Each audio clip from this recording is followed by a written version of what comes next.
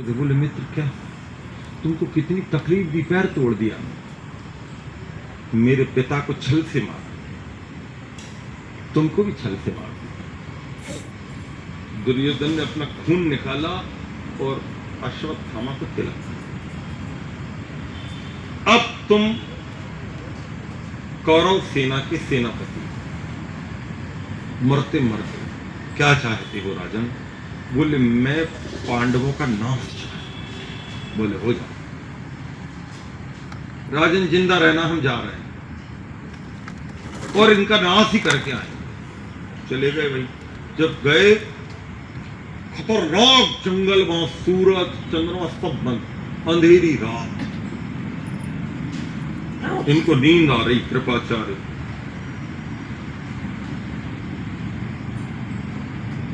कृतवर्मा कृपाचार्य और अश्वत्थामा, 3 व्यक्ति बचे थे कौरव में, सब खत्म हो गए। एक युयुत्सु बचा था, वो तो इनके पक्ष में आ गया था। ध्यान रखना, आपने सुना होगा धृतराष्ट्र के कितने बच्चे थे? 100। शादी कितनी की थी? 13 शादियां की थी। आप सोचते गांधारी ने 100 बच्चे पैदा किए, कहीं भ्रांति में मत रह जाना। गांधारी माता जी ने इतने बच्चे पैदा नहीं किए, इनकी जितनी बहन थी सबसे शादी कर ली थी, सबके 8-8, 9-9 बच्चे हुए, और एक वैश्य परिवार की लड़की से भी शादी की थी। उसका जो बेटा हुआ उसका नाम युयुत्सु था। जब युद्ध होने लगा तो युधिष्ठिर जी ने कहा कि मेरे पक्ष से अगर कोई वहां जाना चाहता, भाई दुर्योधन की तरफ तो चला जाए, और यदि कोई वहां से यहां आना चाहता तो उसका स्वागत। एक लड़का निकल आया, ये वही वैश्य परिवार का, वैश्य माता जी का बेटा था, और उसी का नाम युयुत्सु था। बाद में उसी को गादी छोड़कर ये लोग चले गए। ये बहुत कम लोग जानते हैं। लोग सोचते हैं कि एक माता जी 100 बच्चे कैसे पैदा कर रहे हैं। भैया 100 पैदा नहीं किया, 8-9 तो अभी भी पैदा कर रहे हैं। पेपरों में आता अगर पढ़ो तो, फलाने देश में 9 हो गए, 12 हो गए। तो उस सब माताओं ने 9-9 बच्चे पैदा किए। पता नहीं धृतराष्ट्र पिताजी भी कमाल कर रहे थे 100 बच्चे पैदा। मैं आपसे निवेदन कर रहा था, वहां जा रहे थे, कृतवर्मा को भी नींद आ रही और कृपाचार्य को भी नींद आ रही। वो सगे मामा थे इसके अश्वत्थामा, उनको नींद आ रही थी। इतने में अश्वत्थामा की आंख ऊपर गई, एक वो आ गया उल्लू। उल्लू ने क्या किया, कौवा जो था उसके वहां चला गया घोंसले में, उसके बच्चों को तड़फा तड़फा के मार डाला।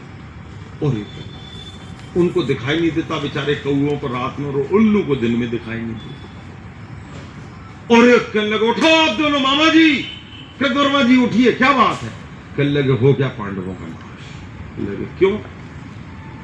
अभी अभी मैंने देखा है उल्लुओं ने आकर और कौवे के बच्चे मार दी, ऐसे ही रात में जाकर हम इनको मार दिए। कहने लगे जब भीष्म पितामह ने पूरे युद्ध के नियम किए थे तो शाम के 5-6 बजे के बाद कोई किसी को मारेगा नहीं, सब मित्र है। कहले वो नियम गए भाड़ में, मेरे पिताजी को मार दिया इन्होंने छल से। ये नहीं बोला कि हमने घेर के मार दिया, वो नहीं बोला अभिमन्यु। कहने लगे आज मैं बदल लूंगा, चलिए। यहाँ गए तो ये भगवान की विचित्र कृपा कि कन्हैया 5 भाइयों को लेकर, जो लोग मर गए थे उनके अंतिम संस्कार के लिए निकल गए। यहाँ धृष्टद्युम्न सो रहा था, 2-4-5 सैनिक थे, क्योंकि पूरा युद्ध खत्म हो गया, दुर्योधन मर गया था इनकी नजरों। और द्रौपदी के 5 पुत्र सो आए। ये गए, उन्होंने पीछे से हमला करके पूरे के पूरे सैनिक मार दिए। और सबसे पहले महाराजा द्रुपद के बेटा धृष्टद्युम्न को मार दिया, जो सेनापति था इनके युद्ध, द्रौपदी का सगा भाई, उसको मार दिया। और मेरी माता और आर्य सज्जनों 5 बेटे मार दिए रात में तड़पा तड़पा, और मार कर भाग गया वहां से। और जैसे ही भाग के पहुंचा दुर्योधन के पास, राजन मैंने बदला ले लिया, उनके पूरे कुल परिवार का नाश कर दिया। देखा तो दुर्योधन खत्म हो गया, तो जिंदा ही नहीं था। बता के इसको, पूरे कौरव कुल का भी नाश हो गया और पांडव कुल का भी नाश हो गया, कोई दिया लगाने वाला नहीं। मेरी माता और आर्य सज्जनों, जैसे ही ये बात कन्हैया को पता लगी, द्रौपदी तो हलकान हो जा रही, मेरे बेटे मार दिए, मेरे बेटे। मान लीजिए कि पूरे पूरे रायपुर का आपको राजा बना दें और सब लाश ही लाश बिछी हो, कोई जिंदा ही नहीं है, तो बताओ करोगे क्या ऐसा राजा? रामधारी सिंह दिनकर ने दुर्योधन के मुंह से निकलवाया है, हे युधिष्ठिर, मैं तुम्हें हस्तिनापुर का सिंहासन सौंप रहा हूं, जहां पर बिलखती हुई विधवाएं हैं, सूनी मांग है, तड़पते हुए बच्चे हैं, बता तेरा राज्य किस काम का है, मैंने सब खत्म कर दिया मारने का।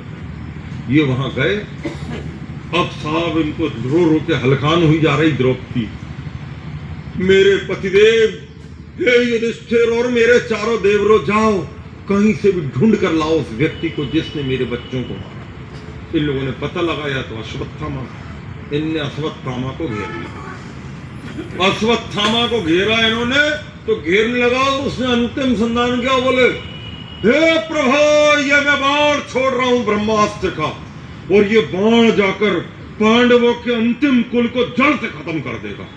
अरे बाप रे, अर्जुन भी नाराज होगा।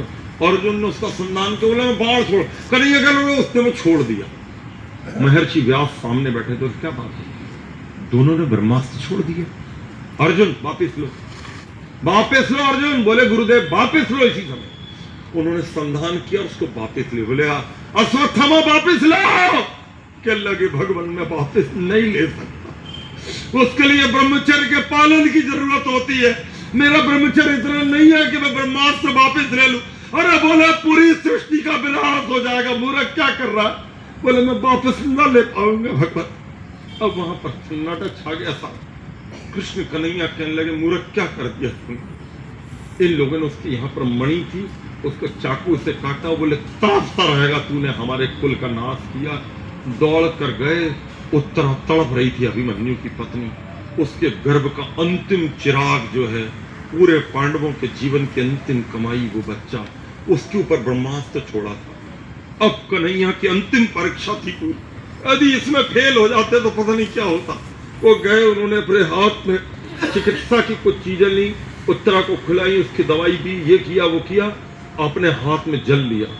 बोले हे प्रभु हे परमेश्वर, मैंने इस पूरे युद्ध में पांडवों और कौरवों में भेद न किया हो, केवल धर्म के अनुष्ठान में यदि मैंने पूरी ईमानदारी से इसमें लगा रहा हूं, तो इस बच्चे को इस ब्रह्मास्त्र से बचा लीजिए। और उन्होंने उसको छोड़ दिया, वो बच्चा बच गया। वही महाराजा परीक्षित बना। एक आदमी यदि पवित्रता से जिंदगी जीता है तो वो व्यक्ति मृत्यु को भी वापस छोड़ाकर जीवन में बदल सकता है। और इस मैं आपसे निवेदन कर रहा था, कृष्ण जी के ऊपर बहुत लांछन पौराणिकों ने लगाए। हमारे समाज वालों का कहना है कि कृष्ण कन्हैया ने ब्रह्मचर्य के व्रत से अपनी संतानों को पैदा किया था। उन्होंने अपने पूरे जीवन को शुद्ध वैदिक परिपाटी से अपने जीवन को जिया था। भगवान ऐसी कृपा करे कि हम आर्य समाज, वैदिक धर्म, वैदिक संस्कृति और राम और कृष्ण के आदर्शों पर चल सकें। आपने इतनी तन्मयता से मेरी बातों को सुना, इसके लिए मैं आपका धन्यवाद करता हूँ।